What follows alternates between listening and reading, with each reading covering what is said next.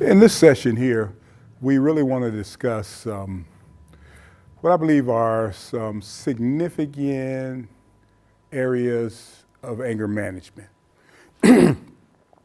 First thing I would like to do is begin it by looking at a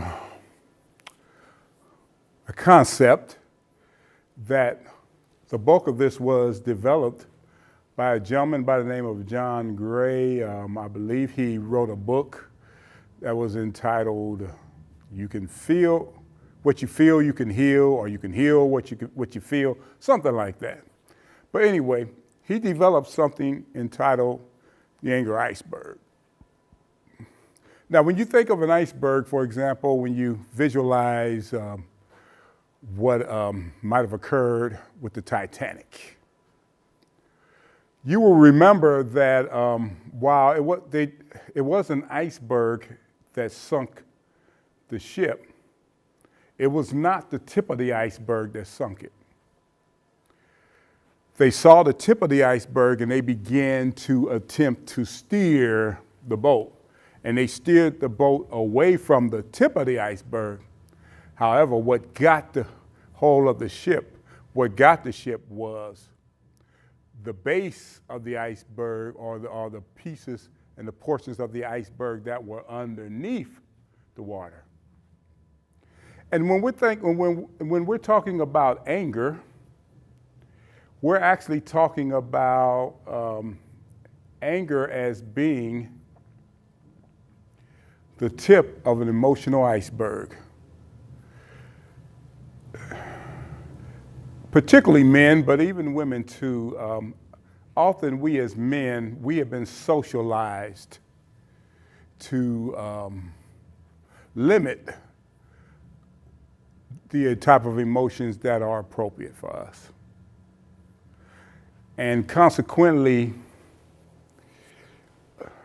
men often societal, by virtue of society's expectations, a lot of times men have been taught to only display certain emotions.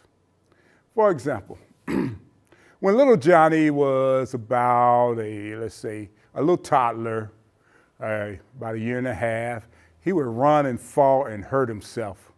And somebody might say, "Oh, come here, baby, let me kiss that little boo-boo," and all those things. But once little Johnny got to be about 4 years old, he would fall, hurt himself, and cry. And the first thing that might come out of the mouth of the significant adults in his life, particularly the men, is, "Man, tough it up. Big boys don't cry. Don't be a little punk."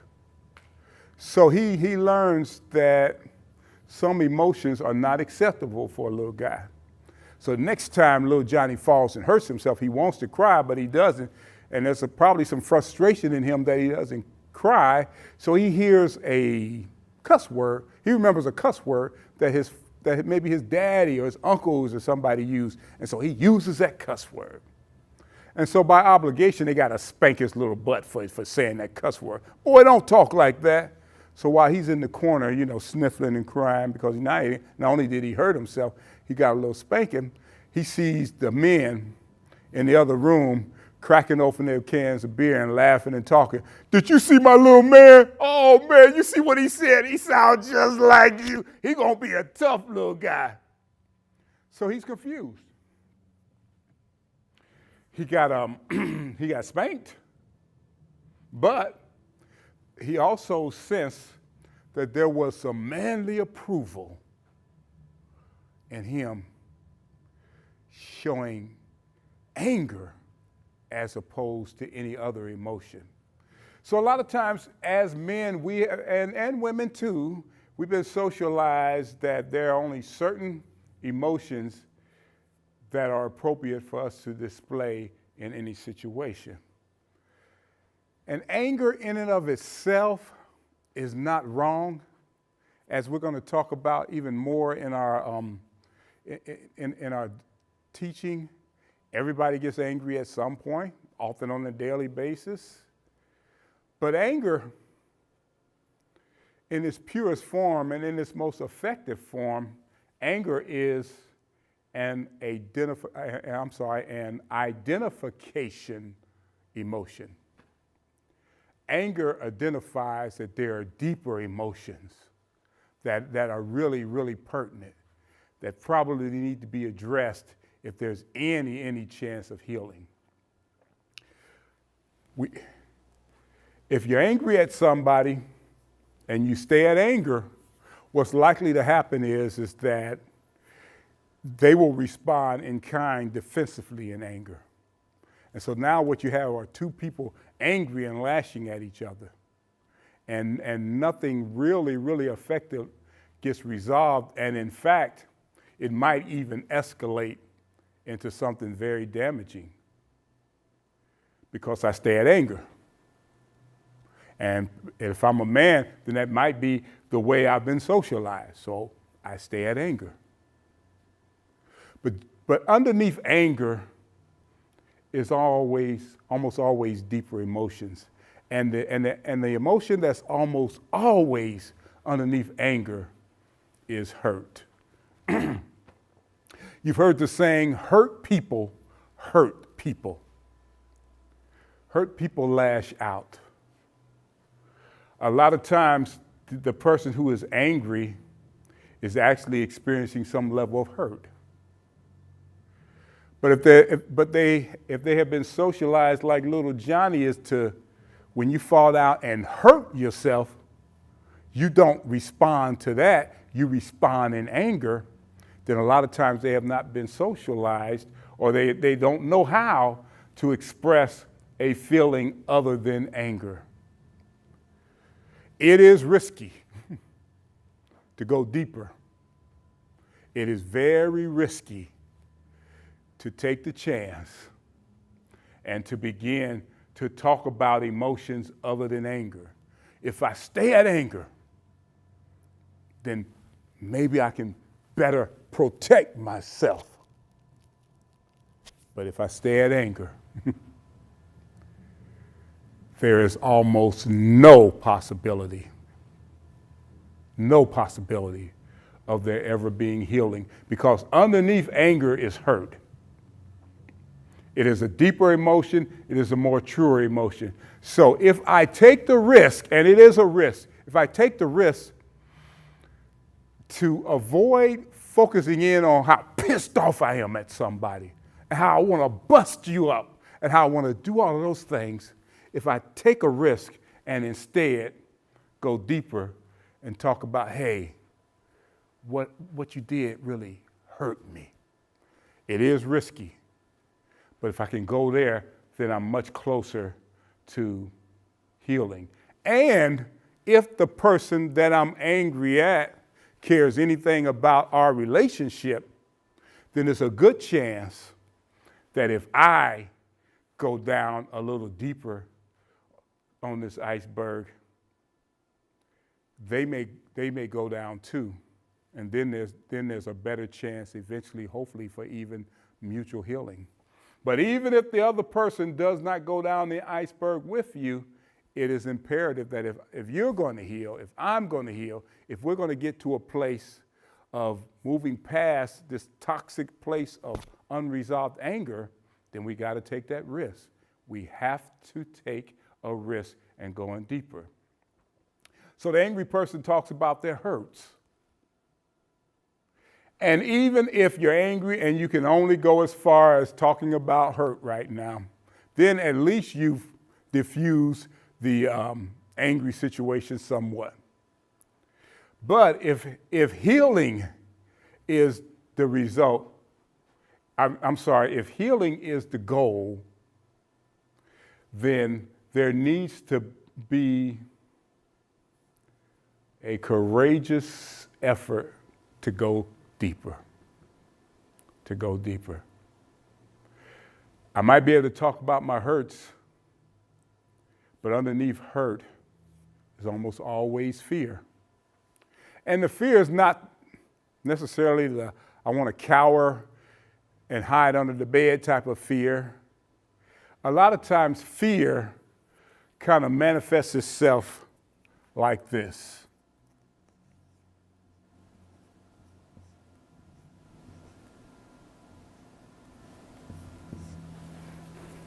And I'm going to point out how significant that is in a few. But a fearful person, a statement of fear, a fearful person may make this kind of statement. Man, I'm pissed off at you because you were my boy. Why would you do that to me? It hurt me that you said or you did that to me. Man, if you would say that to me and you're supposed to be my friend, wow. If I can't trust you, who can I trust? That right there is a statement of fear, distrust. If I can't trust you, who can I trust? And I'm going to really, like I say, focus in on that a little bit more. Now, what happens a lot of times is if we're not careful, we may be able to defuse the situation and go down to the place where I'm talking about my fears or my distrust. I'm talking about fear or distrust. But if I don't go any deeper than that, then what's likely to happen is my feelings of hurt and fear / distrust will kind of manifest themselves into feelings of betrayal. I'm hurt because you betrayed me. How could you say that to me? How could you do that to me? If it was somebody I didn't know or who wasn't supposed to have my back, it wouldn't faze me. But you did it. And that, my friends, could produce a feeling of betrayal. And if we're not careful, if we stay there, then boom, we're going back up to here. But now we're dealing with this bad boy. Rage. Rage. So it is essential, I believe, to take the risk to go even deeper down this iceberg. And the next place is often misunderstood. In doing this, I almost took that first word, guilt, off of it. But first of all, this is somebody else's iceberg. And second of all, I think that we can hopefully, prayerfully explain this a little better. Underneath anger, well, you pissed me off. I'm ready to bust you up. Then the hurt, wow, that really hurt me. Wow, that you would do that to me. Down to fear and distrust. Wow, if I can't trust you, who can I trust? If you would do that to me, then how can I trust anybody? Ultimately, you want to get down to a place, in order to get closer to your healing, you want to get down to a place of guilt and responsibility. I got to be careful with this one. Because if I'm the angry person, what I am doing here is I am not absolving the person who hurt me of their responsibility, but what I am doing now is taking responsibility for my own emotions. A statement of guilt and responsibility might be if I'm pissed off at somebody because they owe me money, didn't pay it, and all of this stuff, so I went down this iceberg, then a statement of guilt and responsibility might be, well, you know, I probably shouldn't have loaned out what I couldn't afford to, you know, to not get back. I shouldn't have loaned it out if I knew that I had to definitely get it back, because a lot of things can happen. And also, it's possible that I'm really, really even more angry and frustrated because I might be projecting some things on this person that might not be fair. They might remind me of how my daddy treated me. They might have reminded me of how my mama treated me. They reminded me of how my old girlfriend treated me. All of these things in place. So I might be responding to them, not absolving them of their responsibility, but I might be having other emotional agendas in here other than just what they did. I might be overreacting based upon that. The bottom line is that I need to go deeper and look at why this is impacting me, because I can't give them the authority of making me heal. Only I can walk with the Lord and let that happen. So if I'm angry, but I can talk about my hurts and my fears and take responsibility for my anger, not for what they did, but taking responsibility for how I allowed it to impact me, then I'm getting closer to healing. This is not an easy place to go to. This is something that may take time, but ultimately, if you can do that, then you're probably really, really close to getting down to the base of anger. Base of anger is the reason why you're so angry at that person. The reason why you respond the way you do is because they matter to you. The reason why you're feeling the way you're feeling is because ultimately you have these type of feelings towards them. Love, caring, forgiveness, and reconciliation. Now, the first person that I believe you need to show that to, if you're ever going to really heal, is yourself. Because a lot of times when a person has this level of self-awareness as to why they got angry, then they find themselves going into a very unproductive, ultimately detrimental activity of self-blame. Why did I let myself get mad about that? Why am I always going off? Why can't I control myself? Why am I so immature about this? Why? When the actuality is that anger identifies valid emotions, and all of these are valid emotions. So the love, caring, forgiveness, and reconciliation needs to be administered to oneself, even as they administer to the person that they were initially angry at. And it's a lot easier to administer this to that person if they go down the anger iceberg with you. If they start talking about how they know what they did hurt you and how they were afraid to come and confront it with you because they knew how bad it would hurt you. If they take responsibility for what they said and did, even as you're taking responsibility for how you felt about what they said and did, then it's easier to go down to this place with somebody who's willing to go down there with you. But even if they don't, for our own healing, it's important that we get down here.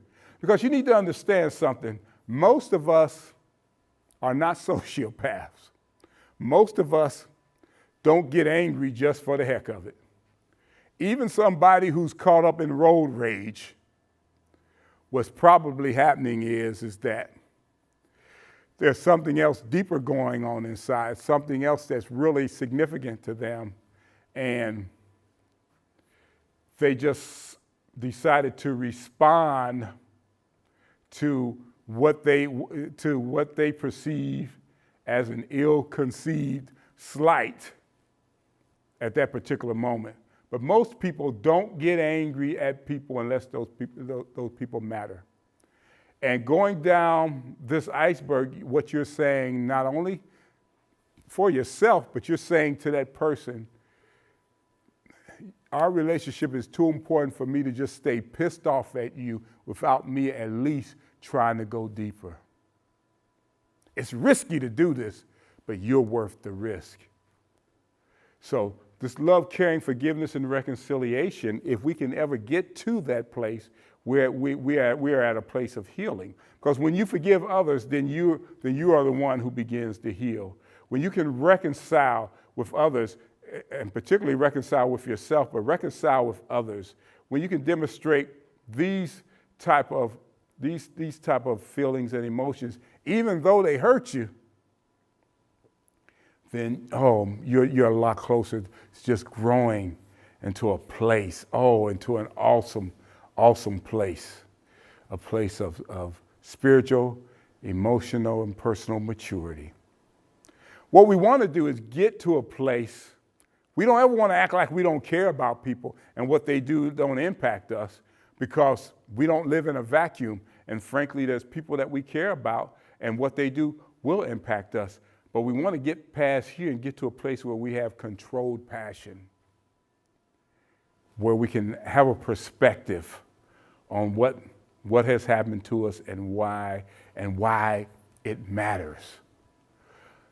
So the anger iceberg, basically, the main thing we want to get out of this is that anger identifies that there are deeper emotions that need to be addressed. Anger in and of itself is not wrong from the standpoint that everybody's going to experience it. But as we're going to talk about in a minute, failure to address it is detrimental and is wrong. So this is the anger iceberg. This kind of says that anger is the tip of the emotional iceberg, but if we can go deeper, then we have a better chance of healing from the hurts that were manifested in a display of anger. Okay. All right. Now, let's talk about anger management on an even deeper level. All right. These various scriptures up here, you'll see Ephesians 4, 26, 27. Basically, it says that be angry, but don't sin. In other words, the Bible even acknowledges that we're going to be angry, and don't let the sun go down on your wrath. Don't abide in anger. It's basically saying, and don't give place to the devil. Don't go to bed angry, and don't allow that anger to fester to the point where the enemy can start telling you things about the person you're angry about.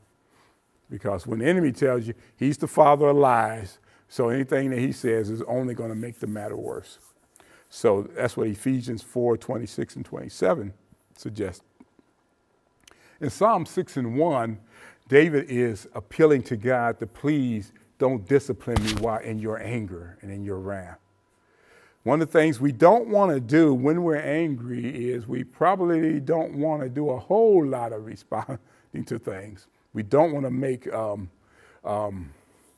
what could be long-term decisions based upon a short-term emotion.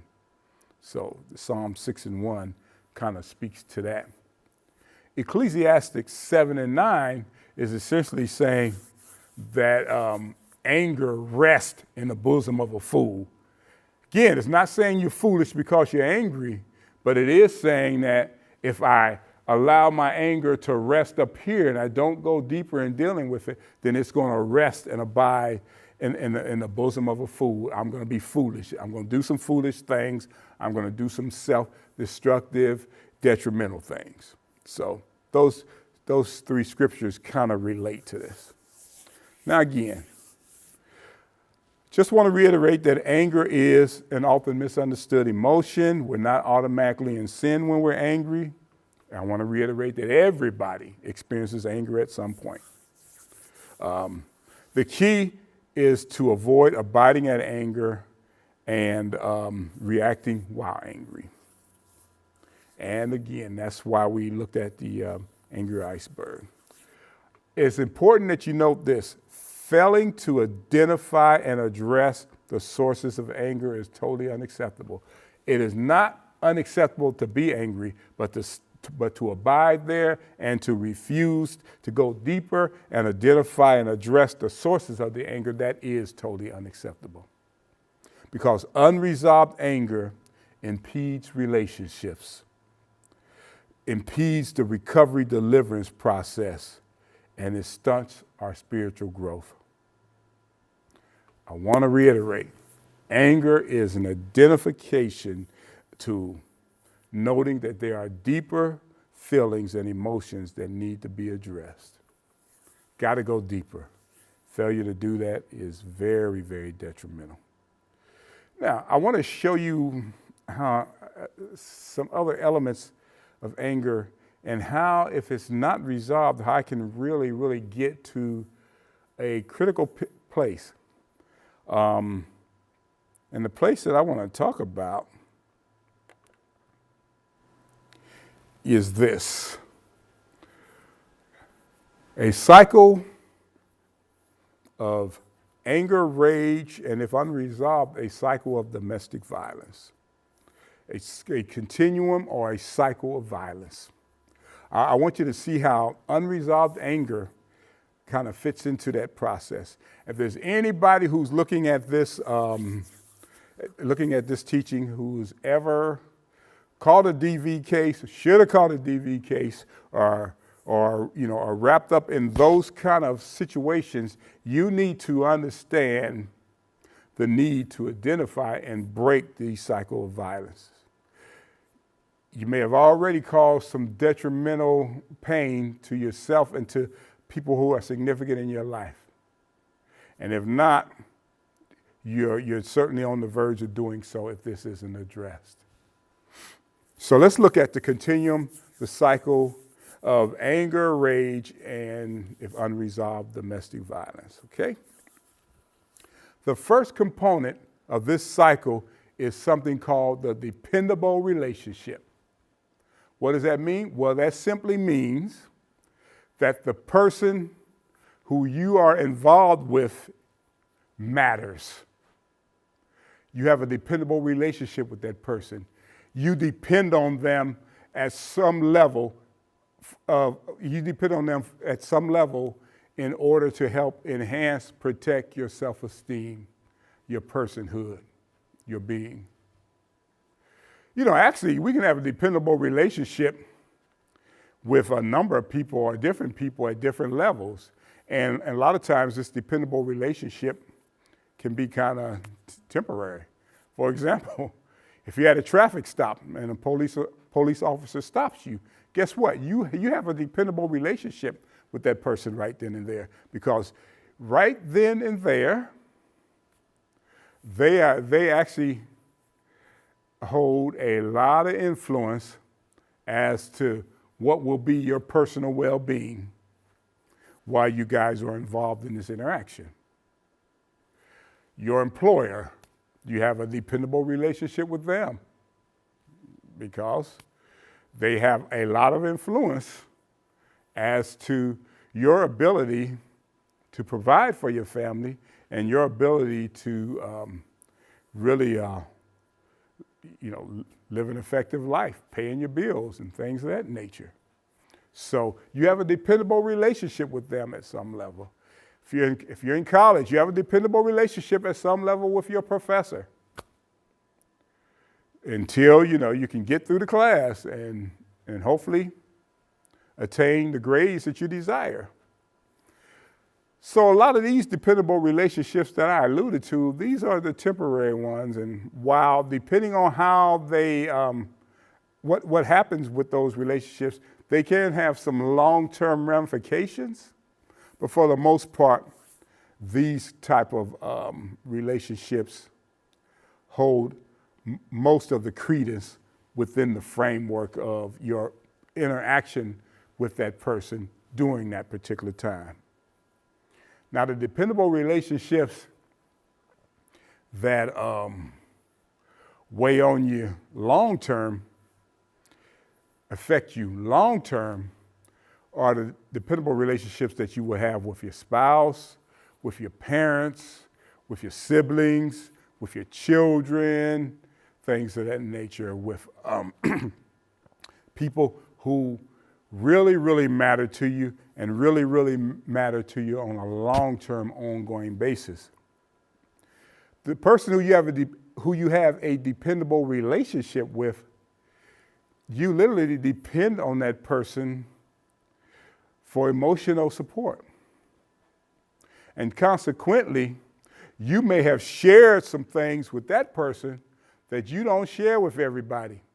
You've gotten naked, and I'm not talking about physically necessarily, of course with your spouse, but I'm talking about you've gotten emotionally naked with that person, vulnerable. You share some things that you wouldn't share with anybody else. You've revealed some areas about yourself. What's critical to you, what's important to you, what impacts you that nobody else knows. Dependable relationship, critical place, critical position. So what happens on this cycle? You have a dependable relationship, somebody who matters, and then you have the noxious event. That's just a nice way of saying, or a very professional sounding way of saying something upsets you. The noxious event is something upsets you. And what makes it even more impactful is that the person who did the act that upsets you is the person in that dependable relationship. So there's a part of you that's thinking, why would they do that to me? They know better. They know how I feel about that. They know what that does to me. So why would they do that? So the noxious event is even more impactful because of the relationship of the person that you're having this noxious event with.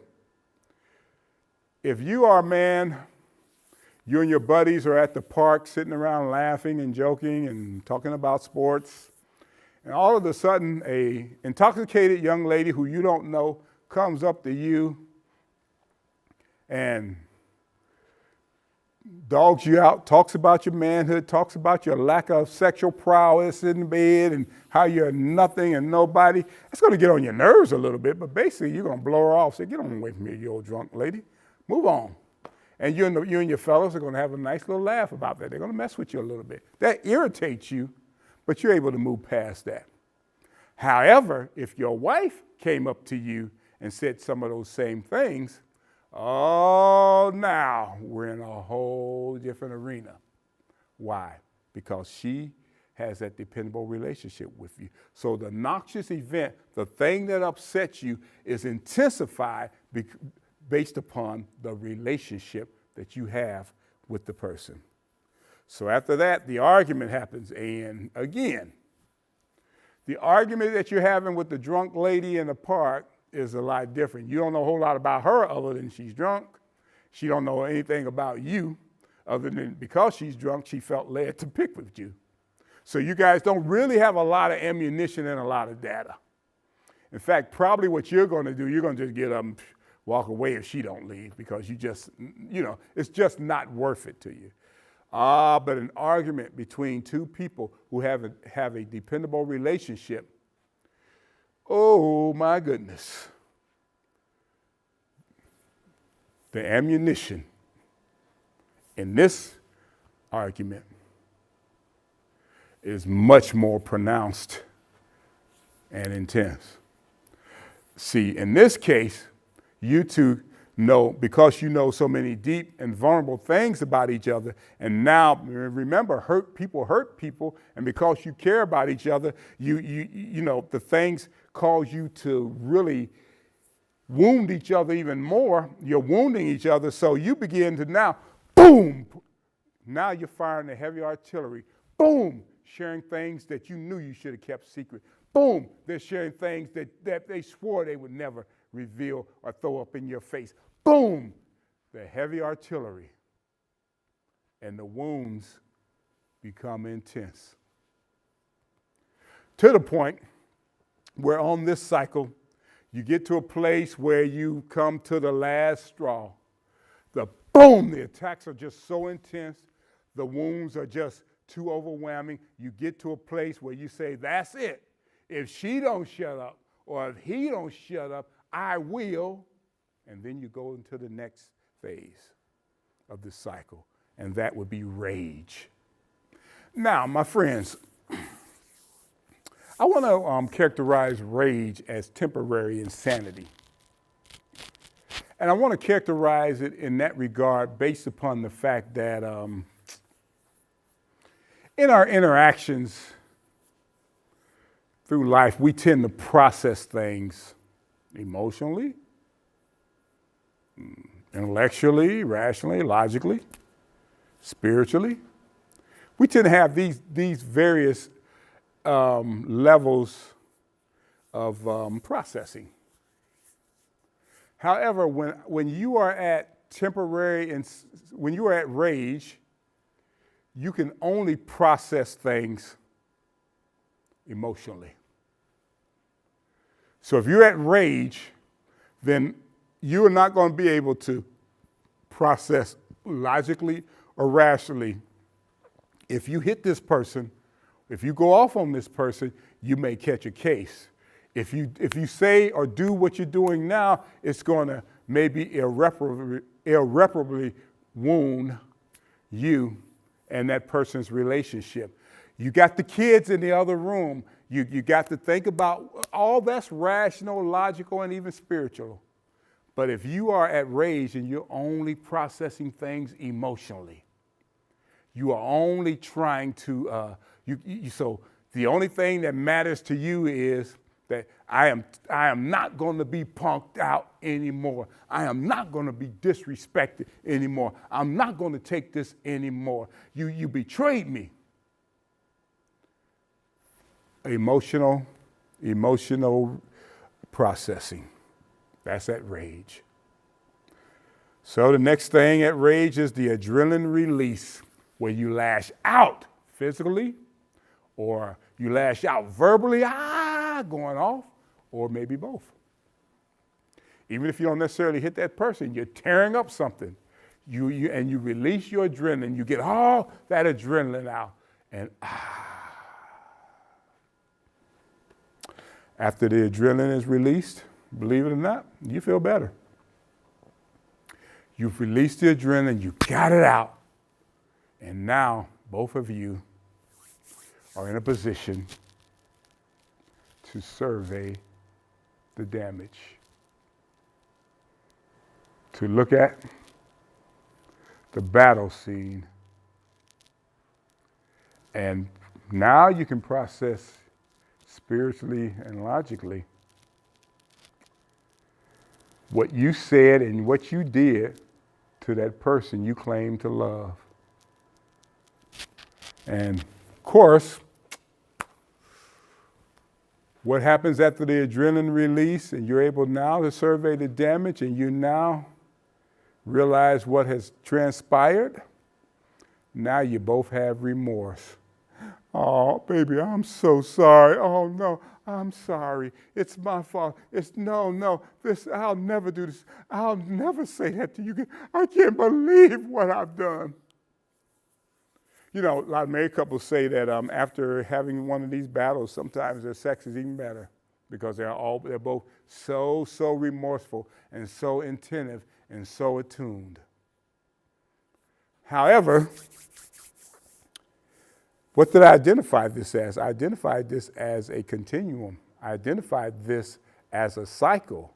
And what does a cycle mean? A cycle means that it is destined to repeat itself unless there is what I believe effective and what I believe is godly intervention.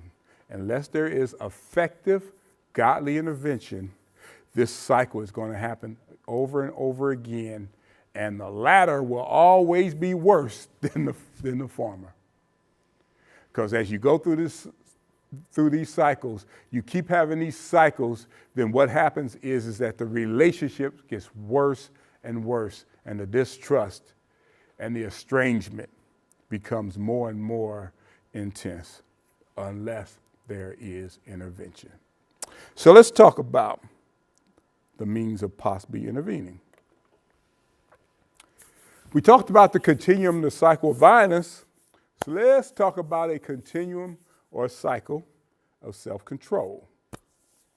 Now again, on this cycle, a couple things are similar, or actually some of the same characteristics to the cycle of violence. First of all, you have the dependable relationship, that person matters. And then you have the noxious event where that person upsets you. But instead of opening your mouth and starting an argument, instead of saying some things that are going to be detrimental, you position yourself to take a control break. A control break is a timeout. You know how you get a little kid's timeout? You're giving yourself a timeout where you can steal away and pray and or safely release that pent-up adrenaline. You're going somewhere safely and exercise. You're going somewhere safely where you can utilize the anger iceberg. If you can go down that iceberg with a friend, somebody you trust, good. As a believer, you can go down the anger iceberg with the wonderful counselor, the Holy Spirit. But you're getting away from the scenario so that you can begin to address these issues. Now, the thing about control break, I want to really emphasize, particularly for men, it is very important that you set up these timeouts before the argument starts. So you let the person, that significant person in your life, you let them know that, hey, I don't like it. I don't like the way I get when I allow myself to get so angry. So what I want to do when I feel that I'm getting to that place, then I want to take a control break or a timeout. What I'm going to do is I'm going to go to a safe place. You know Alec. I can trust Alec. I'll go to Alec's house and I'll calm down over there. I'll beat him in some basketball. I'll do some things to calm myself down. You trust him. You know that if you call him, that's where I'll be at. So you set that up in advance. Because during the heat of the battle, if you're leaving out and she or he's angry at you, then they're not going to believe where you're going. In fact, you may have to take the time out while you're dodging a lamp. I don't know. But the thing about it is if you are a man or a woman of your word, and even over the heat of the battle, if you are where you say you were going to be when you take that time out and that control break, when that person calls and Alec picks up the phone and say, yeah, he's here. Here, you want to talk to him real quickly? And you just say, hey, I'm here. I don't want to talk right now, but I'm here like I said I was. What you've done, even over the heat of the battle, you've developed integrity and trust. And if part of the angry issue was because of distrust, that's critical. So the control breaks or the timeouts need to be set up in advance. They need to know what you're going to do, and you need to be at a place where you follow through with it. And when you go, and again, it needs to be a safe place. You don't need to go around somebody who's going to escalate the situation. You don't need to be around somebody and say, yeah, I knew you should have left that crazy woman anyway. You don't need to be around her anyway. I wouldn't take that. You don't need that kind of stuff.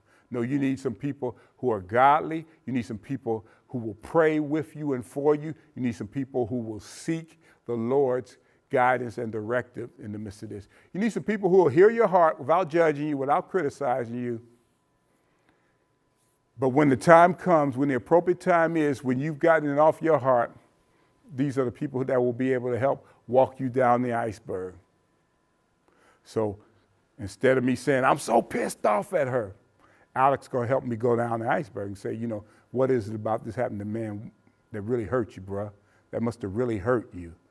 So see, when I'm talking about anger, after I've gotten that out, he's helping to redirect me to talk about hurt.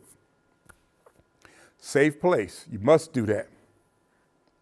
Now, once you've developed this safe place where you've gotten away and you're able to calm down, both parties are able to calm down, both parties are able to look at the situation, and the beauty of it is that the chance for intimacy building is there. Why?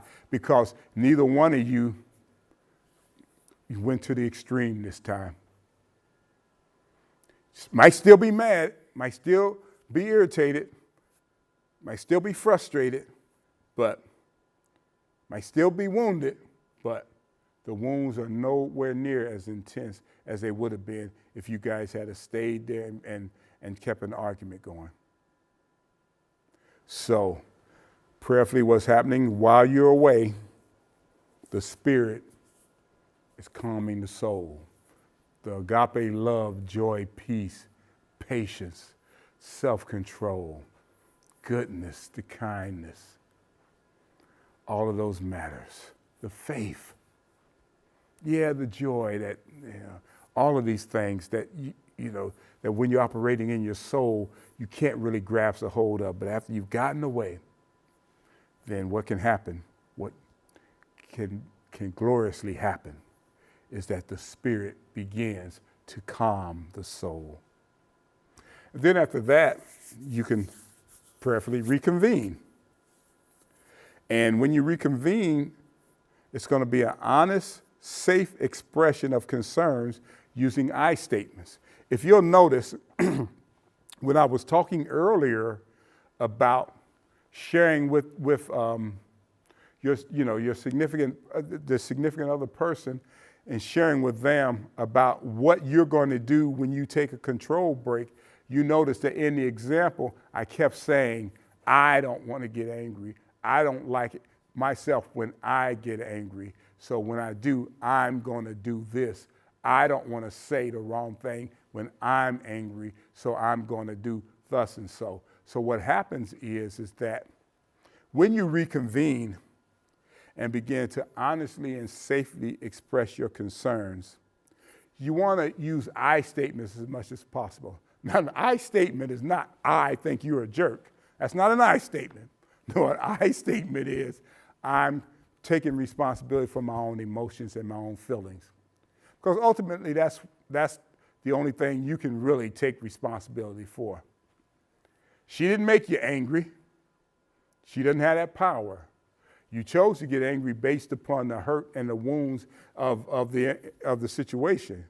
But again, I statements helped me take responsibility for my own feelings and emotions. It's great, and I think it's pretty essential to use the anger iceberg as a guide. If I'm using I statements, I will start out by talking about this is why I was so angry. It really hurt me when this went down. And it made me feel, wow, I don't know what's happening next. That's a statement of fear. But I know I need to look at me. I know I need to look at me in this situation. I need to take responsibility for my part in that. That's the guilt and responsibility. Because the bottom line is you're worth it. Our relationship is worth it. And I want to do whatever I can. That is going down the iceberg.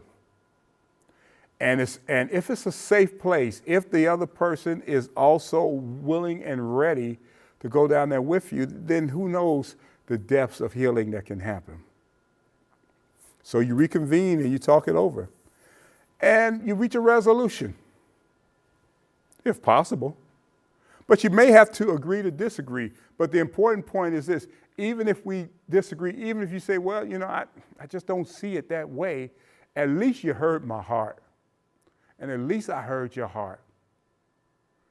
Oh, there's nothing greater than a man or a woman who knows they've been heard, and heard honestly, and heard sincerely by the people who matter to them. So the resolution says that I value your opinion no matter what, which leads to the reconciliation. And reconciliation says even if the issue has not been totally resolved, we may still have to work through some things. But reconciliation says that this relationship is more important than determining right and wrong. So again, when you want to break a cycle of violence, you have to begin to institute and operate in a cycle of self-control. Just like the cycle of violence would repeat itself, the cycle of self-control must repeat itself in order to totally counteract the cycle of violence. Okay, all right. I want to look at some more things about anger, if I might. Let's look at 4 basic ways of dealing with anger. 4 basic ways of dealing with anger. Now, I want you to know, I'm not saying these are the only ways people deal with them. There are many others. But these are 4 basic ways that I would like to share with you. I learned these by working as a domestic violence counselor with a group of, with a couple. They were a great couple, and they taught me this. What it is that we were working with men who caught domestic violence cases, and we were working through anger management with them. And so this wonderful couple came up with the 4 basic ways of dealing with anger. And I just wanted to share that with you. First way of dealing with anger is to stuff it. A lot of times we stuff our anger. Psalms 39, 1 and 3 talks about how he didn't want to sin with his mouth, so he just kind of stuffed, held his words in. He wouldn't speak. And it was like it just kind of burned inside of him. So finally he had to speak. But stuffing anger, my friends, means that I am denying or minimizing my own anger. Remember, anger is an identification tool, but if I'm stuffing my anger, then I'm denying or minimizing its existence. You know, people stuff anger for a variety of reasons. Some people stuff their anger because they're in an environment where it has been determined that it's not safe for them to express their emotions. It's not a safe place. So they stuff their anger. Children who have been victims of abuse, domestic violence victims, and others kind of fall in that category. It's not safe, so they stuff it inside. They minimize it, deny that it's even existing. Some people stuff their anger because, hey, I just don't want to seem petty. With all the things going on in this world, why am I getting upset over that? I'm just not going to even deal with it. I'm not going to even feed into it. That sounds very noble, but the problem with that is that what I am saying in that is I am minimizing and demeaning my own feelings. Anger's an identification tool of deeper emotions, but if I'm saying it's not worth it, then I'm saying that my emotions are not worth it. And that's not good. It's not good. Stuffing takes a toll on an individual physically and emotionally via heart conditions, strokes, diabetes. In fact, some emotions, stuffed emotions, are considered so toxic that they can actually produce carcinogenic, cancer-causing enzymes. To give you an example of a situation like that, I remember having the privilege of sharing this information with a men's fellowship at a church that I used to attend. And this great man, Mr. Sandy, I remember him to this day. He was a great man. Seems always be a jolly, happy-go-lucky gentleman who would do anything for anybody. Great man. He saw this information. He said, man, this is me. All my life, I just stuffed in my emotions, especially my anger, because I didn't want to get into a scrap with anybody. I didn't want to get into an argument. I didn't want to be petty. So I just held it all in all these years. And man, I got heart condition. I got diabetes. I got all this stuff going on. Mr. Sandy eventually did pass away from cancer. And I don't know if maybe some of what he stuffed in may have contributed to that. I don't know for sure. But this man, you would never know that anything was ever wrong with him. You never know if he had a care in the world. But he was able to finally share that he had used this way of dealing with anger all his life. He stuffed it. Now, some people are what I like to call poor stuffers. They simmer, they pout, and they walk in a room and everybody knows something wrong with them, but they won't talk about it. You say, Steve, you sure you're okay? Oh man, I'm good. Don't bother me. I'm good, man. I'm good. So you try to ignore them, and they'll continue to do something to draw attention to themselves, but they won't talk about it till finally something happens that causes them to explode into a damaging venting session. We'll talk about venting a little later. But most people, my friends, are expert stuffers. These are the people like Mr. Sandy who hold it in to a point where nobody really knows what's wrong. Nobody can really be there for them, only to find that they've gotten to a point where they die early. They die before their time because of stuffing this anger long term. Okay, so all in favor of stuffing your anger, raise your, okay, not too many people want to do that. All right, let's try something else. Let's turn this anger inward, kind of like depression. Well, in fact, one form of depression would be turning anger inward. Now, when a person turns their anger inward, what they end up doing is they're lashing in instead of lashing out.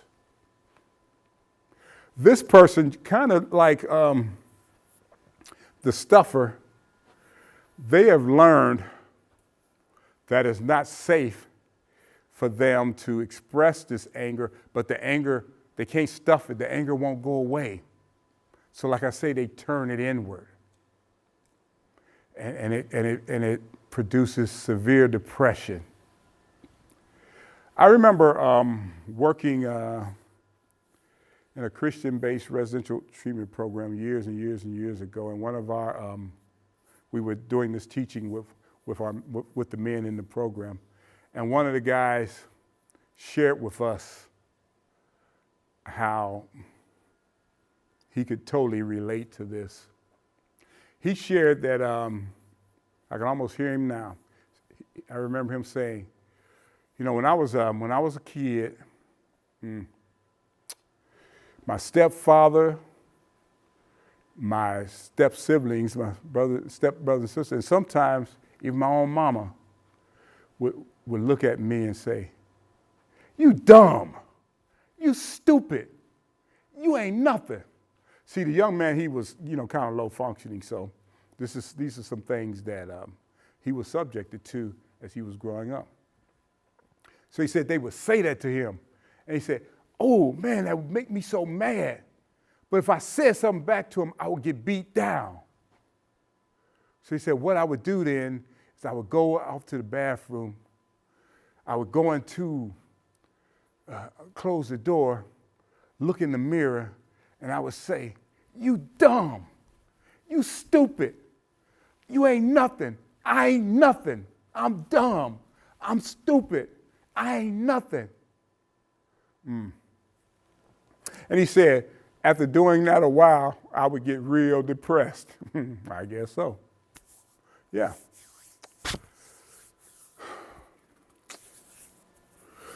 People who turn their anger inward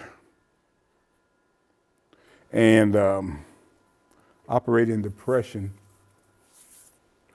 tend to lead joyous lives with little purpose. Now, the thing about it is that if the depression increases, and often it does, these persons can actually become suicidal.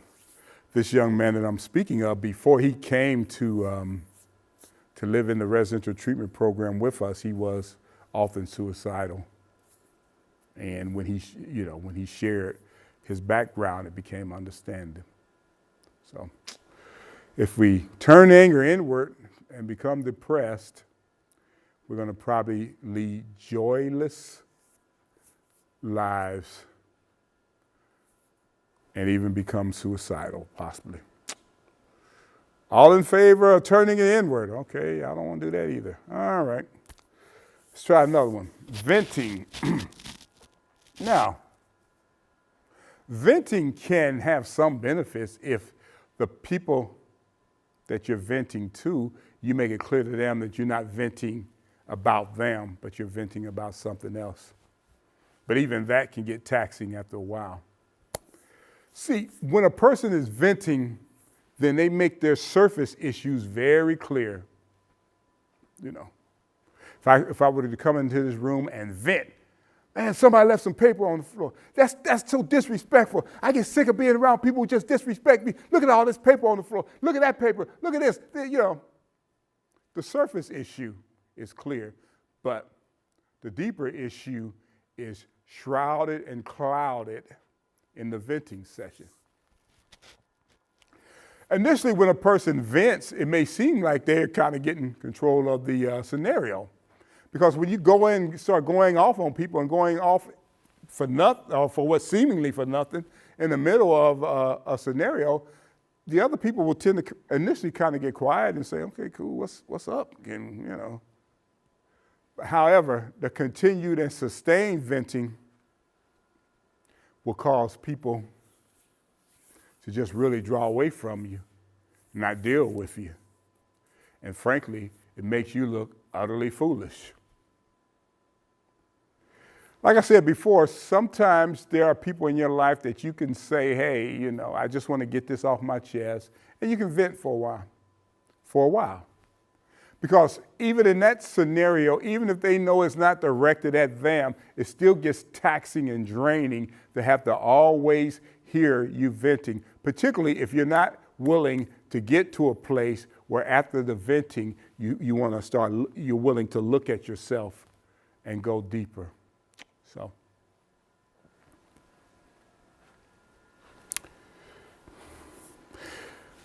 the sad irony about venting is that remember we're primarily angry.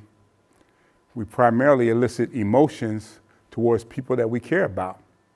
So if I keep venting at somebody or venting about somebody, and venting takes numerous forms. It's not just cussing, yelling, and going off. Ongoing nagging, that's venting, and that's abusive behavior.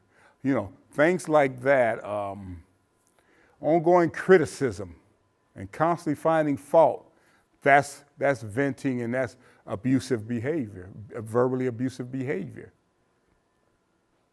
So the irony of it is that if I'm venting at somebody, there's probably somebody that I really, really care about, and I don't want to lose their connection. And in fact, probably part of my venting is I'm afraid that I'm losing their connection. But the sad irony is it becomes a self-fulfilling prophecy. If I continue to vent at you, I'm going to pull you away and run you away.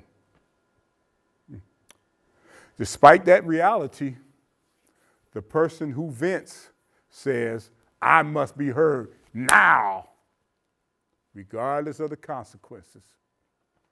Okay. All right. All in favor of long and sustained venting. Okay, y'all don't want to do that either, huh? All right, let's try number 4. Anger can be used as a tool in a number of ways. First of all, as we've alluded to throughout this teaching, anger makes a great identification tool, identifying that there are deeper feelings that need to be addressed. Identification. If I feel anger cropping up, then okay, then there's something going on inside of me. I need to go deeper. So it identifies that there's something deeper that needs to be explored, and if possible, addressed. Anger, believe it or not, anger can also be a really cool validation tool. You can be angry and you can calm down enough to express your emotions calmly, and if you can clearly identify and articulate the source of your emotions, then guess what? Other people are more likely to understand and respect your position and your passion, and less likely to push your buttons. See, if I know if somebody who gets angry at me, they're going to express it in a very calm way, then I'm not going to get any jollies out of making them angry. But the person who I know is going to put on a sideshow and act a plumb fool, then who knows? Then I might be more inclined. Well, hopefully not me, but a person might be more inclined to push that person's button. But if you can express it calmly and clearly, then what's happening is people will be more inclined to respect your passion and your position. And that gives you validation. A lot of validity comes from a person having passion and even anger about something, but they were able to direct themselves into a place of calmness. Okay. Finally, anger can be used as an intimacy building tool. When anger is expressed with humility, gentleness, clothed in forgiveness, and with a sincere and clear intent at attaining understanding and reconciliation, then that person becomes viewed as a safety shield and a person of real love, even when they're angry. And intimacy abides and flourishes in an environment of love, security, and understanding. When you can express your anger in a way that doesn't break the relationship and doesn't beat down the other person and lets them know that you're safe even when you're angry, then what you end up doing is really, really building and developing intimacy. So out of those 4 basic ways, I think it is imperative that we consider the need to use it as a tool, okay?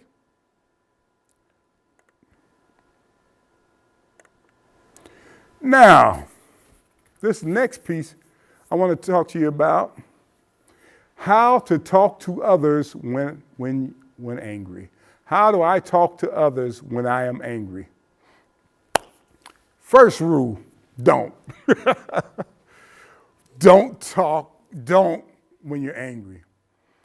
Steal away, get some distance, take a control break, get away, and let them know that, hey, I can't really talk about this right now. I need to do what I need to do.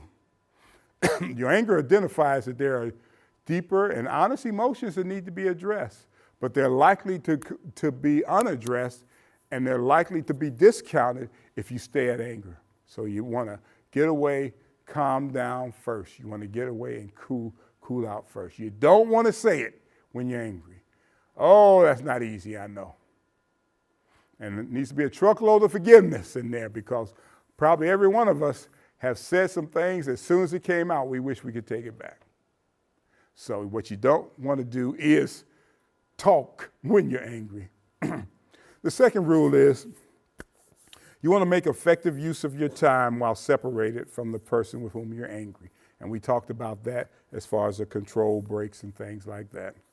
And again, you're going to see a lot of this kind of ties into, the control breaks and the cycle of self-control. The third rule, when you reconvene, you want to find a non-threatening, relaxed scenario in order to discuss the issue with the other person. You don't want to be in a situation where you're standing over them and they're sitting down. No, you both want to be probably sitting down, and you want to have enough distance between each other so that you don't violate anybody's space, but you want to be close enough to maintain some type of connection. Depending on who that person is, that's determine how close you are. If it's your child, if it's your spouse, you're going to probably be closer, hopefully, unless they're really too mad at you right then and there. But let's assume that if you're the one angry and they're not, then you want to get probably much closer than you would with one of your buddies or a coworker or something like that. So you need to place some distance, appropriate distance and appropriate connection. But you don't want to have a one-up position. You don't want to be standing over somebody. You both want to be sitting down in a mutually appropriate scenario that is mutually beneficial for both of you. The fourth rule, as believers, I believe we must pray with the individual before discussing the issues. Ask the Lord to guide our hearts, our minds, and our tongues. Prayer is so powerful. We are inviting the Lord, and we're inviting the Holy Spirit, and we're inviting the one who can really, really bring about the healing in. And we're also saying that no matter what our agenda is, it's going to take a back seat to how the Lord wants this to work. And it's very, very crucial if both of you are believers and you both know that no matter what, you may not be clear about what each other thinks about each other at that point, but you know that you both have a mutual Heavenly Father who loves you. And if you're praying, you're inviting Him to come in. So I think that's a critical piece. You want to pray with that individual before discussing the issues. Fifth rule, state your concerns in the most non-judgmental manner possible.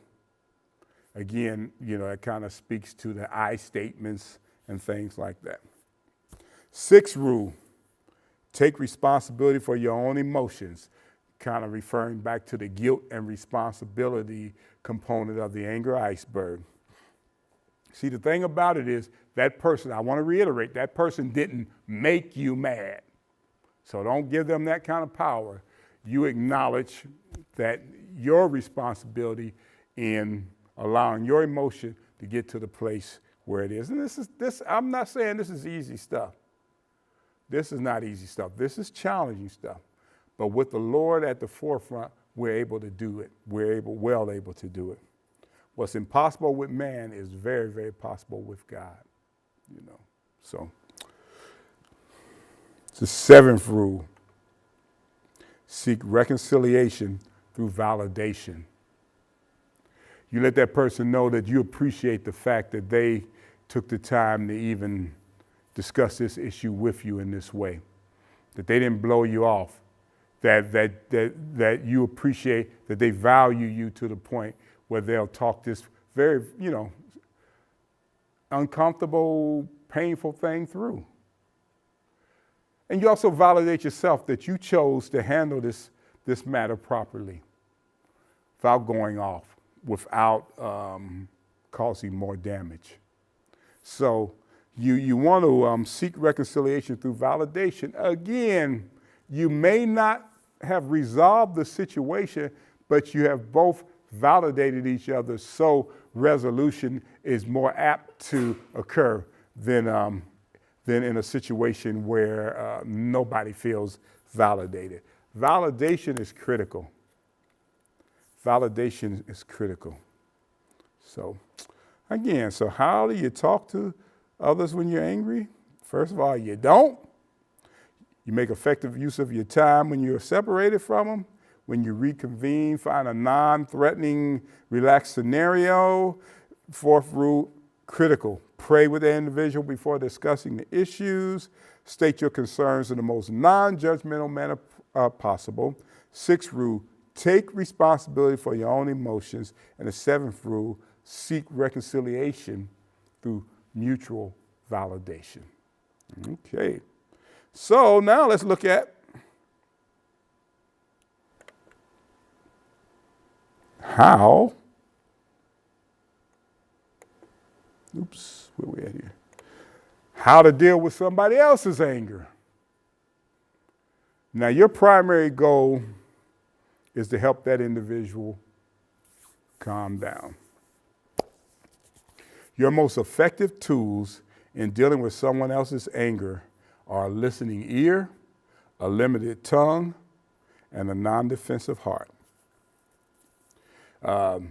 James 1, verse 19 of the Amplified Bible says, "Understand this, my beloved brethren, let every man be quick to hear, a ready listener, slow to speak, slow to take offense, and to get angry." Now, if you're the identified source of the other person's anger, I know this is hard, but don't bother defending yourself at this juncture. The content of the matter is likely insignificant. The other party is in need of a listening ear and a humble heart rather than clarification of the facts. Because I'm going to tell you, it's almost impossible, it seems anyway, it's almost impossible for facts to overrule feelings. The facts may be this, but if somebody's feelings are so strong and intense, then at that point the facts won't matter. So don't bother defending yourself at that juncture. Now, the whole feelings, clarification of facts things, and how feelings and emotions kind of overrule the said clarification of facts is often especially true in conflicts between males and females, because God created men and women equal but different. This means that the genders tend to communicate on different levels. And please understand, I'm generalizing here. Please don't, there are exceptions to every rule, every generalization based upon the uniqueness of each person's experiences, their backgrounds, and the internal makeup of that individual. So I want to try to look at something here.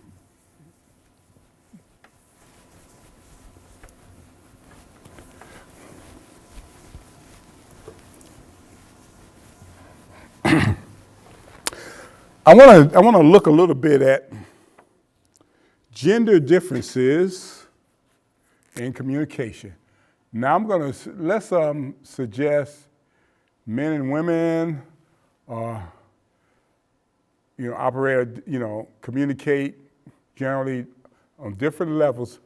Should I turn around? Okay. At different levels. And we could put a line of separation in between, but let's make that line kind of jagged, which means that these emotions and these levels of communication often overlap. So it's nothing cut and dry. Okay. Men, women, and I emphasize generally speaking. Generally speaking, okay. Don't want to lose sight of that, okay. Now, men, when men communicate, we communicate primarily to pass information. Some people might say, duh, doesn't everybody? Well, possibly, but there's a way that they do it. The content is very important. The content is what it said. If you tell me, even though you're angry, you tell me, Steve, you're a bald-head fool, then I'm going to believe that that's what you mean, content. You've heard terms as it refers to men, that a man's word is his bond. And a lot of times you'll see men, who will say, look, say what you mean what you say. These are things that are very important to a man. And one of the saddest things about chemical dependency is a lot of times if a man has been caught up in that impairment, then he's gotten to a point where he's become very deceitful and has become very unreliable, and his word doesn't mean anything, and it breaks his heart. I remember when I was in active addiction, I would lie a lot. But it was amazing that I would literally get hurt when people didn't believe me. Now, besides the fact that when you're in an impairment of addiction, you're not thinking clearly anyway. But I think deep down inside, there was a part of me that really, really wanted to be considered as reliable. A man's word is his bond. A man often communicates by doing. By doing. How do you let your wife know that you love her? You go out there and get her. You go out there and you get her oil change. You go out and you do some things. You go out there and you work. You do some things to demonstrate your love. Because concreteness and content is important.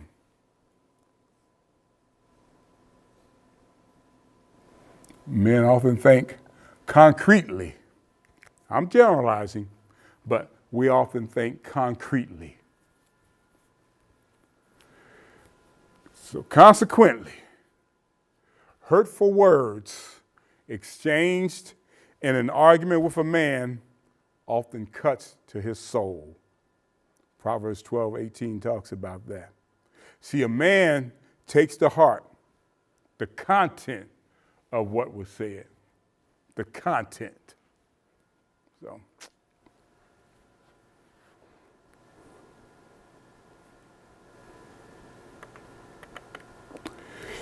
Women, on the other hand, generally speak to connect. Men speak to pass information. Women speak to connect. And they are detailed emotional feelers. A lot of times men are detailed about some things, but we're more detailed to getting to the bottom line. But women being emotional feelers, not to say we don't have our emotions, but the Lord created them to be detailed emotional feelers. Consequently, they often seek to understand the deeper meaning behind what was said. So a man try to be concretely, tell him one thing, and she'll try to say, but what I think you really meant was. So women are detailed emotional feelers, and they communicate more so to connect. You know, a man or two men will communicate by passing information. You call up your best buddy and say, hey, man, what you doing? Say, I'm good. What's up? Say, you want to go to the game? Say, yeah, man, I'd love to do that. What time? You guys give each other the time. You say, I'll holler at you. Gone. Your wives look at you and say, I thought he was your friend. He's my best buddy. Can't be too much of a friend. Y'all don't even talk. Women, on the other hand, they'll get on the phone and they'll make plans to go to the, initially they made plans just to go to the store. That was their plan. A few hours later, they're still on the phone. And why? Because they're connecting. They're connecting.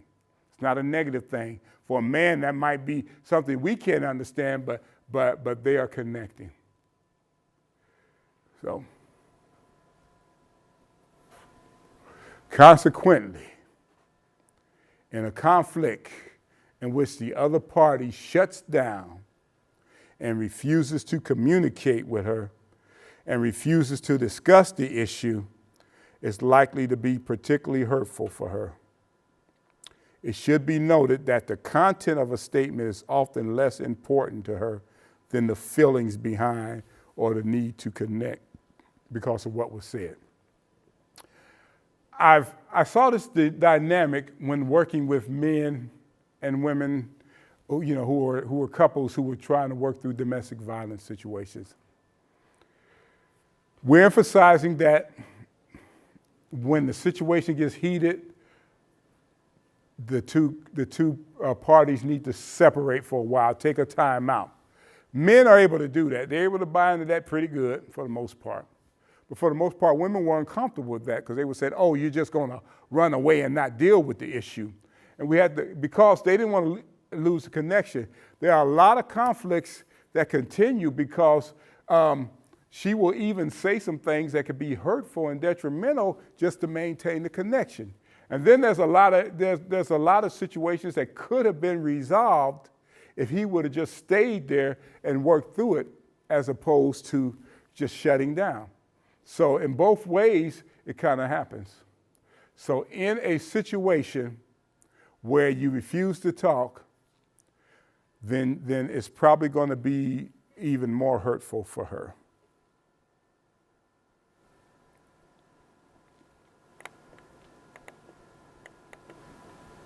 Let's see what we got here.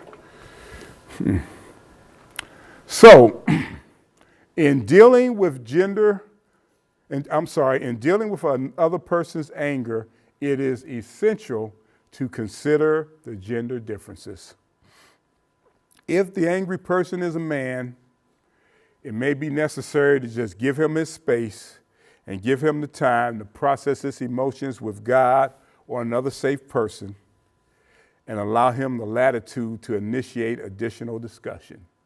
Don't push that brother to talk.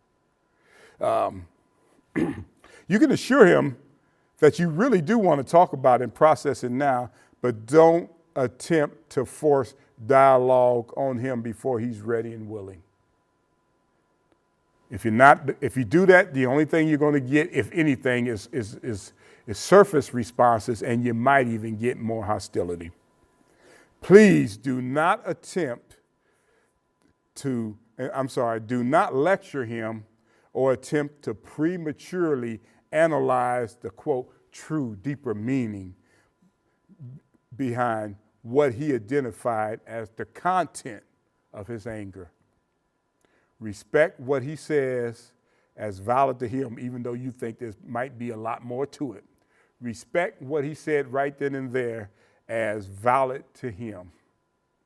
And let God guide you as to the means of later addressing any underlying issues if necessary and possible. If you want to help a man calm down, don't push him, don't press him, don't make him feel like he's backed into a corner, and do not try to analyze what he says is coming from his heart. Don't do that. Respect what he says is valid and give him the time to come and discuss it later. And believe that the Lord will give you the ability to explore it deeper if it needs to be deeper. Now, if he's the one who you're trying to help calm down, then it may not be necessary to go deeper. If you help him process what he identified as significant to him, and you leave it alone from there, what you have the glorious potential of doing is building more intimacy and trust. Because he won't feel dishonored, because he won't feel like you demeaned what he said was valid to him. So sometimes the desire to go deeper might be more on the sister's part as opposed to the man. But if he's the one that you want to get to calm down, then you might have to be okay with not going deeper. If he's the one who's angry and you want to help him calm down. Okay. Now, if the angry person is a female, it is likely important that a connection be maintained even during her period of anger. Consequently, it would probably be counterproductive to offer to give her space until she calms down. Oh gosh, man, I've tried that before. That's the dumbest thing I could have done during that time. You know, I'll give you your space, when really what she needed to do was maintain that connection even when she's angry. So it's counterproductive probably to offer to give her the space until she calms down, unless the situation is volatile or you begin to feel the anger rising up within you. In that case, then what you need to do is acknowledge that this is your own emotions and admit that it is you who is currently ill-prepared to address the issue. So see, if you find yourself getting angry because she wants to maintain that connection, then you need to admit that we need to separate for a while and let me process this because I'm getting angry now.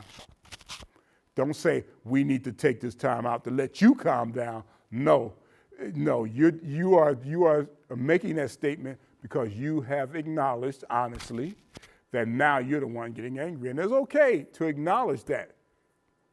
But you do need to indeed acknowledge that and don't play head games with her.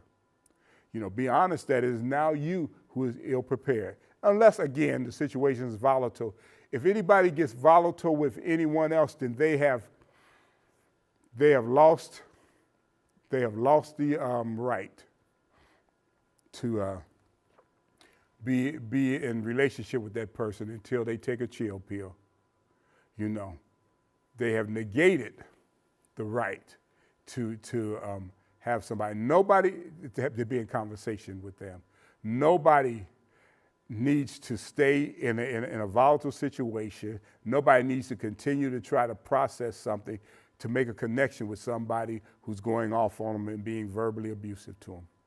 So, but other than that, unless you are getting angry yourself, then as a man, I'm challenging men to stay there and let her process through her feelings. It's not going to be comfortable. May not be comfortable. But oh, what a way to build intimacy and she knowing that even in the heat of the battle, you're not going to just bolt and run, but you're going to help her process through this thing. Oh, men, don't make this mistake. This is the reason why I can put this in here with certainty is because these are some dumb things that I did. Do not attempt to summarize her feelings into, okay, bottom line, I get it. Let's move on from here. Don't do that. Don't do that because of your personal discomfort with her anger. Such a response is likely to be viewed as condescending and will probably ignite more anger. So if you really want to help the young lady calm down, then you continue that connection. Let her get things off her heart. Let her process it the way she processes it. Don't judge her processing of it. Don't try to cut the situation off. Unless, again, you're the one who's uncomfortable. And then just be honest about it. All right.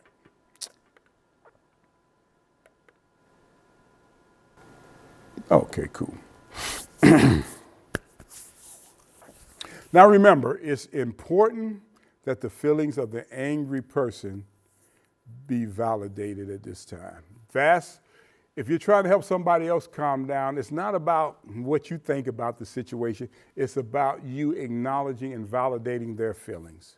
In dealing with another person's anger, it is imperative that the environment be viewed as conducive for safely addressing deeper emotions. Consequently, your ability to adhere to the Holy Spirit's directives is critical. He will guide you as to what to say and when. He will help you to properly reframe and restate back to the angry person their own words in a manner that will be productive in promoting understanding, healing, forgiveness, and reconciliation. If necessary, he will assist both parties in venturing down the anger iceberg in an effective manner. So in conclusion, dealing with someone else's anger can be a scary process. However, if handled via the direction of the Holy Spirit, the end result will likely be an increase in intimacy for the relationship. Thank you.